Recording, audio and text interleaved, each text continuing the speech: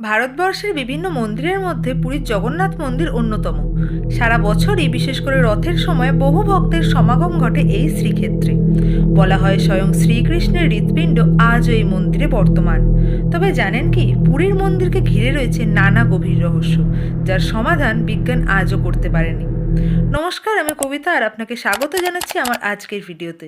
Video ভালো লাগলে একটা লাইক করবেন এবং চ্যানেলে নতুন হলে অবশ্যই সাবস্ক্রাইব করে দেবেন। তাহলে চলুন এবার জেনে নিই পুরীর মন্দিরের সেই সব রহস্য সম্পর্কে। পুরীর মন্দিরের চূড়ায় রয়েছে একটি পতাকা, কিন্তু অবাক করা বিষয় হলো প্রতিদিন নিয়ম করে এই পতাকা পাল্টানো হয়। ঝড় বৃষ্টি তুফান যাই হোক না কেন, এই নিয়মের অন্যতা হয় না।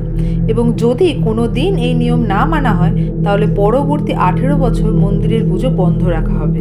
যে কোনো মন্দিরের আশেপাশেই পাখিদের বেশ আনাগোনা দেখতে পাওয়া যায়, কিন্তু পুরীর মন্দিরের উপর থেকে আজ পর্যন্ত কোনো পাখি ওড়েনি বা কোনো বিমানও এই মন্দিরের উপর দিয়ে চলাচল করেনি।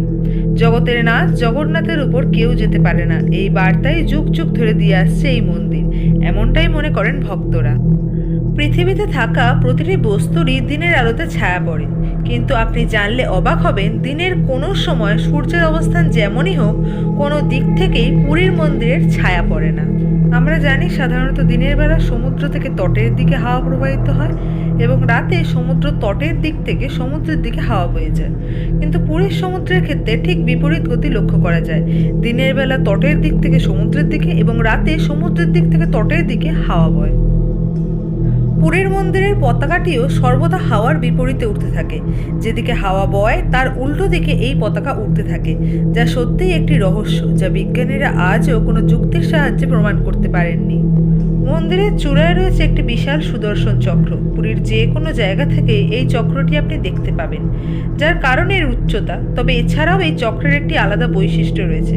আপনি যে দিক থেকে দেখবেন সেই দিক থেকেই আপনি চক্রটিকে সোজা দেখবেন, অর্থাৎ মনে হবে চক্রটি আপনার সম্মুখে রয়েছে। পুরীর মন্দিরের 4টি দ্বারের মধ্যে অন্যতম হল সিংহদ্বার। পৌরাণিক কথা অনুযায়ী জগন্নাথ দেবের বোন সুভদ্রা চেয়েছিলেন এই মন্দিরে সর্বক্ষণ শান্তি বিরাজ করুক। সেই কথা মেনে অদ্ভুতভাবে সিংহদ্বারের সিঁড়ি দিয়ে প্রবেশ করলে বাইরের আর কোনো আওয়াজ কোলাহলই কানে শোনা যায় না, এমনকি বাইরের সমুদ্রের গর্জনও ভিতরে আর শোনা যায় না। অথচ এই মন্দিরের সিংহদ্বারের বাইরেই আপনি সমুদ্রের গর্জন খুব ভালোভাবেই শুনতে পাবেন। হিন্দুদের এই তীর্থক্ষেত্রে রহস্যঘেরা স্থান হলো মন্দিরের রান্নাঘর। সেখানে প্রতিদিন প্রভুর জন্য ভোগ রান্না করা হয় এবং ভক্তরাও প্রসাদ পান। তবে এখানে রান্নার পদ্ধতি সাধারণ নয়, একটি পাত্রের উপর আরেকটি, এইভাবে মোট 7টি পাত্র উপর উপর বসিয়ে রান্না করা হয়। কিন্তু অবিশ্বাস্যভাবে সব থেকে উপরের পাত্রটির খাবার আগে রান্না হয় এবং সব থেকে নিচের পাত্রটির রান্না সম্পূর্ণ হয় সব থেকে শেষে। শুধু এই নয়, প্রসাদের ক্ষেত্রেও রয়েছে আশ্চর্যজনক ব্যাপার। মন্দিরে প্রতিদিনই সমপরিমাণ ভোগ রান্না করা হয়, কিন্তু কয়েক হাজার লোক বা কয়েক লাখ যত মানুষই প্রসাদ গ্রহণ করুন না কেন, কখনোই এই প্রসাদের ঘাটতি হয় না। শুধু তাই নয়, কোনোদিন প্রসাদ নষ্টও হয় না। কিভাবে এই হিসাব মিলছে তা সকলেরই অজানা। অনেকের মতে এটি প্রভুর কৃপাতেই সম্ভব। পুরী শহরের কোথাও গঙ্গা নদীর কোনো প্রবাহ নেই, কিন্তু আপনি জানেন কি, পুরীর জগন্নাথ দেবের মন্দিরের রান্নাঘরে গঙ্গা নদীর প্রবাহ দেখা যায়। আপনি কি কখনো পুরী গিয়েছেন? সেখানে গিয়ে আপনিও কি এই অদ্ভুত রহস্যজনক ব্যাপারগুলি লক্ষ্য করেছেন? তাহলে কমেন্টে জানিয়ে দিন আপনার অভিজ্ঞতার কথা। এবং যদি পুরী না গিয়ে থাকেন, তাহলে তো অবশ্যই একবার এই রহস্য চাক্ষুষ করতে আপনাকে যেতেই হবে। তবে যাওয়ার আগে কমেন্টে লিখে দিন জয় জগন্নাথ।